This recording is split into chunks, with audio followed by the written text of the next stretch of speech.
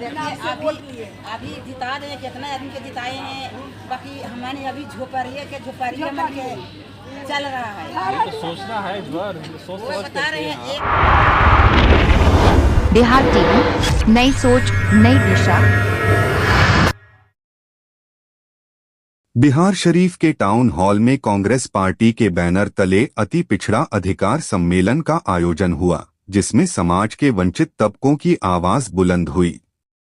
इस सम्मेलन का मुख्य उद्देश्य रोहिणी आयोग की सिफारिशों को शीघ्र लागू करवाना और मूल अति पिछड़ा वर्ग की लगातार हो रही उपेक्षा के विरुद्ध जनचेतना को मजबूत करना था। कार्यक्रम में बड़ी संख्या में सामाजिक कार्यकर्ता, राजनीतिक प्रतिनिधि और बुद्धिजीवी शामिल हुए। वक्ताओं ने स्पष्ट रूप से कहा कि हर चुनाव में राजनीतिक दल अति पिछड़ा समाज के हित की बातें करते हैं, लेकिन चुनाव बीतते ही ये वादे केवल कागजों तक सिमटकर रह जाते हैं। अति पिछड़ा समाज को बार बार बहलाया गया, लेकिन अब समय आ गया है कि यह समाज खुद को एक निर्णायक शक्ति के रूप में स्थापित करे। राष्ट्रीय जनता दल की नेत्री डॉक्टर आयशा फातिमा ने सम्मेलन को संबोधित करते हुए कहा, बिहार में महागठबंधन का मतलब है जनता की सरकार। हमें ऐसी सरकार चाहिए जो समाज के हर तबके को साथ लेकर चले।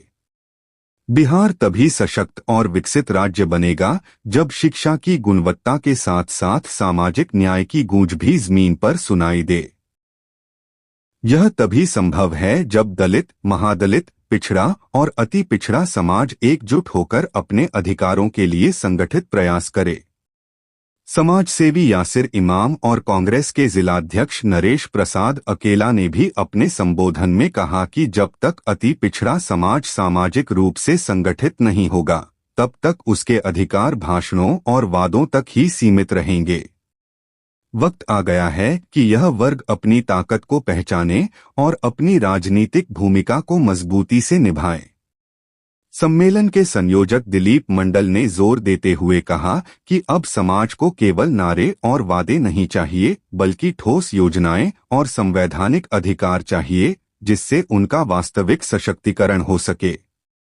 इस अवसर पर बिहार शरीफ के स्थानीय नेता मोहम्मद शादिक अजहर और महागठबंधन से जुड़े कई अन्य नेता मंच पर उपस्थित थे।